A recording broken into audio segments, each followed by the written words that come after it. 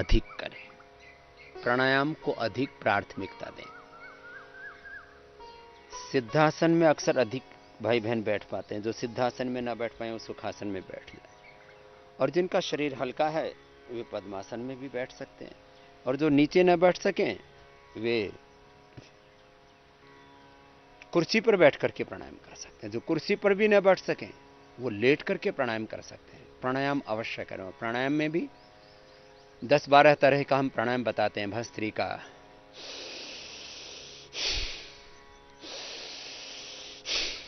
कपालभाति, बाह्य प्राणायाम।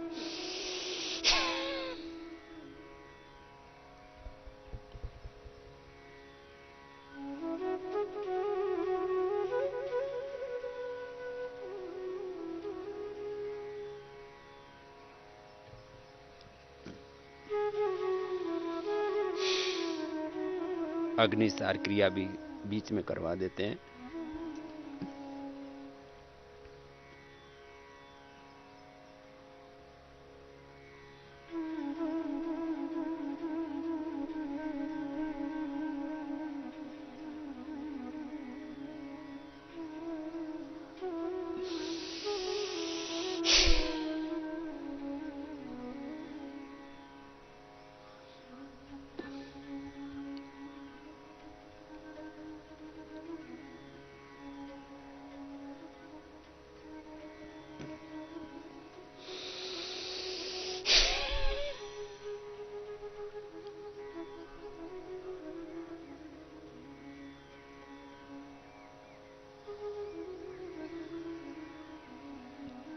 नौली क्रिया करने में तो बहुत वक्त लगता है और वो सबके लिए आवश्यक भी नहीं है। छोटे बच्चे कर लेते हैं अभी।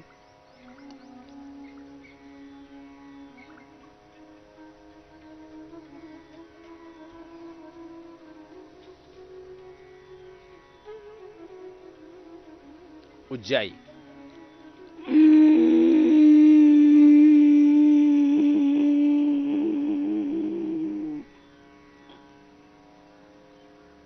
गले को टाइट करके श्वास को धीरे धीरे अंदर भरना और अंदर भर करके रोक के रखना। श्वास को भरना पूरक कहलाता है, श्वास को छोड़ना रेचक कहलाता है। अंदर भर करके रखना अभ्यंतर कुंभक कहलाता है, बाहर छोड़ करके रोक देना बाह्य कुंभक कहलाता है।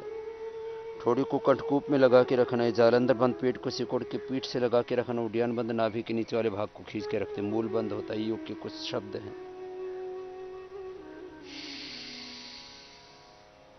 तो ये गले और थायराइड के लिए, स्नोरिंग, स्लीप एपनिया के लिए, कोरोना के लिए बहुत उपयोगी है। फिर अनुलोम विलोम,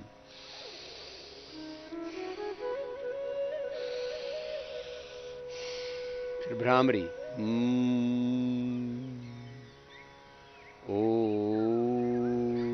उद्गीत और श्वासों पर ओंकार ध्यान। आवश्यकता के अनुसार शीतली, शीतकारी, दोनों में मुंह से श्वास लेते हैं, नाक से छोड़ते हैं। फिर बाएं नाक से बार बार श्वास लेना, दाएं से छोड़ना। यथाशक्ति अंदर भी रोक सकते हैं तो चंद्रभेदी। दाएं से लेना, हर बार दाएं से लेंगे, बार बार दाएं से लेना और बाएं से छोड़ना।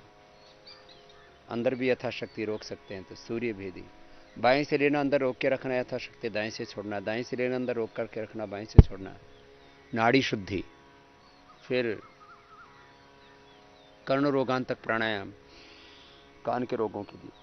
श्वास अंदर भर के और मुख के साथ साथ नाक भी बंद करके एयर का प्रेशर कपोलों तक और कान तक आता है।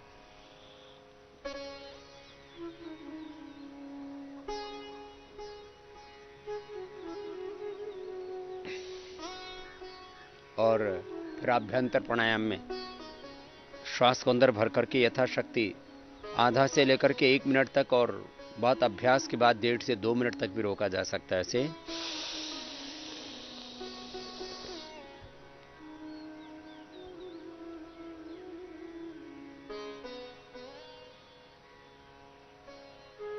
इसको अभ्यंतर प्राणायाम कहते हैं। अंदर रोक के रखना। मैं से 2 मिनट तक, वैसे तो 2.5 मिनट तक का मेरा अभ्यास है, मैं करके बताता भी हूं आपको। लेकिन 1 से 2 मिनट तक तो सभी कर सकते हैं अभ्यास के बाद। जिनको उच्च रक्तचाप, हृदय रोग, अस्थमा आदि के रोग होता है उनको नहीं करवाया जाता है। खैर, इन प्राणायामों में भी सर्वाधिक 2 प्राणायामों को सबसे ज्यादा हमने महत्व दिया और उनको करवाया। एक कपालभाति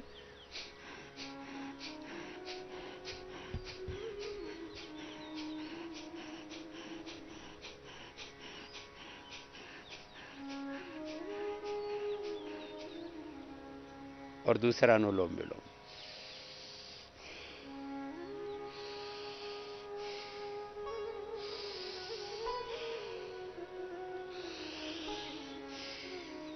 ये 2 प्राणायाम सर्वाधिक हम करवाते हैं और इसके द्वारा क्या क्या हुआ वो थोड़ा सा बताते हैं।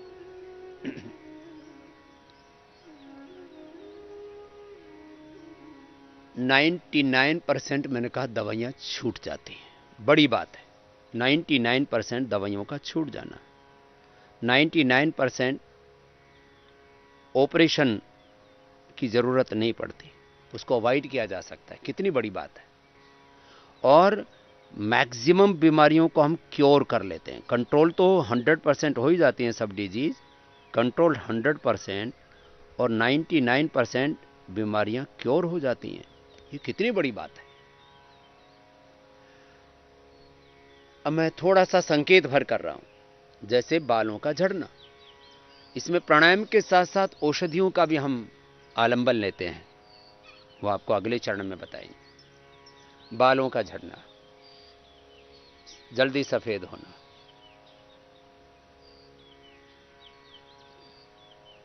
फिर एलोपेशिया तक, कई तरह की बालों की समस्याएं, डैंड्रफ, योग से दूर हो जाता है। बताइए। ऐसे ही आंखों का चश्मा, कैटरेक्ट, ग्लूकोमा, आईसाइट का वीक होना, नजर कमजोर होना, और आंखों में अल्सर तक हमने ठीक किया है। जिनके अंदर की नसें सिकुड़ गई थी, प्राणायाम करवाया, अनुलोम विलोम अधिक समय करवाते हैं। फिर उसमें अमल के रसायन, सप्तामृत, लोह मुक्ता, शुक्ति और त्रिफलाघृत पिलाते भी हैं और त्रिफलाघृत से अक्षितर्पण भी करवाते हैं। आंखों के असाध्य रोग हमने दूर किए। ऐसे नाक के अंदर से हड्डी बढ़ जाना, मांस बढ़ जाना और साइनस की छींक आने की सब समस्याएं प्राणायाम से और आयुर्वेद की औषधि है। सरसों का तेल तो सब जानते ही हैं, षडबिंदु तेल या उसमें अणु तेल और डाल देते हैं और थोड़ा श्वासारी आदि, त्रिकोटा सितुपल आदि, लक्ष्मी विलास, संजीवनी, गिलोय आदि औषधियां देते हैं। पॉलिप्स अंदर से बढ़ गए थे, नाक का ऑपरेशन भी करवा लिया था, दोबारा फिर बढ़ गए। ऐसे फिर ऐसे कान के रोग, कान के बहना, कान के पर्दों में छेद, कम सुनाई देना, घू घू की आवाज आना, कर्ण में अलग अलग प्रकार के नाद, कर्णनाद, बहुत तरह की समस्याएं। ऐसे मस्तिष्क के सैकड़ों प्रकार के रोग होते हैं। जिनको पिट्यूटरी पीनियल ग्लैंड में गांठ हो गई थी, सिस्ट हो गई थी, जिनको माइग्रेन पेन था, डिप्रेशन था, paralysis, epilepsy, brain dementia, Alzheimer, Parkinson's, ऐसे रोग, मेमोरी का वीक होना, एक्यूट डिप्रेशन, सिजोफीनिया तक हमने ठीक किया है। ये मैं संकेत कर रहा हूं किससे? प्राणायाम की इसमें बड़ी भूमिका है, साथ में आयुर्वेद की जो जीवनदायिनी जड़ी बूटियां जो हमें पूर्वजों से ज्ञान मिला है, बोध मिला है, उसका प्रयोग किया हमने। फिर ऐसे ही गले के असाध्य रोग, थायराइड के, पैराथायराइड के बीमारियां क्योर कर दिया हमने। बीपी, हार्ट की प्रॉब्लम, अस्थमा, वात पित्त कफ के असाध्य रोग, स्नोरिंग, स्लीप एपनिया, अब तो कोरोना भी ठीक हो रहा है योग से, उसके पूरे एविडेंस हमारे पास में आ चुके हैं। कोई औषध नहीं ली, खाली प्राणायाम किया और कोरोना को हरा दिया, अपनी इम्यूनिटी को बढ़ा करके। और जो कोरोना अटैक करता है लंग के ऊपर, उन्होंने अपने आप को प्रोटेक्ट किया प्राणायाम से। पहले से भी कर रहे थे, हॉस्पिटल में भी जब उनको क्वारंटीन किया गया तो प्राणायाम करके, और जो कोरोना के कारण से सिम्टम्स आते हैं, सिम्टोमेटिक की ट्रीटमेंट एलोपैथी में दे रहे थे, उन्होंने ठीक कर लिया अपने आप को। एक सिम्टोमेटिक ट्रीटमेंट है ये। योग आयुर्वेद का सिस्टेमिक ट्रीटमेंट है, वो कंट्रोल करते हैं, ये क्योर करता है, जबरदस्त है इसका लाभ। ऐसे ही फिर हार्ट हार्ट की अनेक प्रकार की बीमारियां, इंजेक्शन फैक्शन का कम होना, हार्ट का इनलार्ज हो जाना, हार्ट की नलियों का सिकुड़ जाना, ब्लॉकेज हो जाना, उसका हार्ट रेट का अव्यवस्थित होना, ये सब रोग कपालभाति, अनुलोम विलोम, इसमें शीतकारी भी करा देते हैं जिनको हार्ट की बहुत ज़्यादा प्रॉब्लम होती है। तो अनुलोम विलोम, भ्रामरी, उद्गीत, शीतकारी कराया तो बीपी की प्रॉब्लम, हार्ट की प्रॉब्लम खत्म हो गई। ऐसे ही मैंने कहा फेफड़ों, हार्ट के साथ साथ जिनको असाध्य रोग थे, किडनी के, स्प्लीन के, इंटेस्टाइन के, पेनक्रियाज के, यूट्रस के, ओवरी के, प्रोस्टेट के, गाल स्टोन, किडनी स्टोन और क्रिएटिनिन लेवल का बढ़ना, liver failure, kidney failure, hepatitis, fatty liver, kidney का श्रिंक हो जाना, लीवर का श्रिंक हो जाना, हार्ट का श्रिंक हो जाना, लंग का श्रिंक हो जाना, ऐसे ऐसे रोग।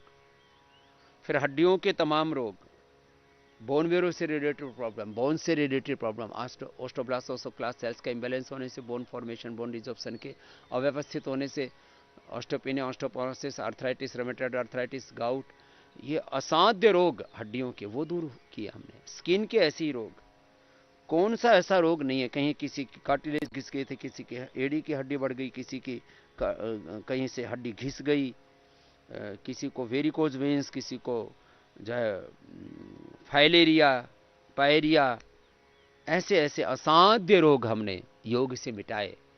और उसमें योग के साथ आयुर्वेद की औषधियों का प्रयोग किया। योग एक चिकित्सा विज्ञान है, तो आयुर्वेद के हर जड़ी बूटी में आपके असाध्य रोगों का समाधान है। ये योग आयुर्वेद का विज्ञान। और आहार पर नियंत्रण, युक्ताहार विहारस्य युक्त चेष्टस्य कर्मसु युक्त स्वप्नावबोधस्य योगो भवति दुःखः। ऐसे योग से हमारे रोग, दुख, दर्द मिट जाते हैं।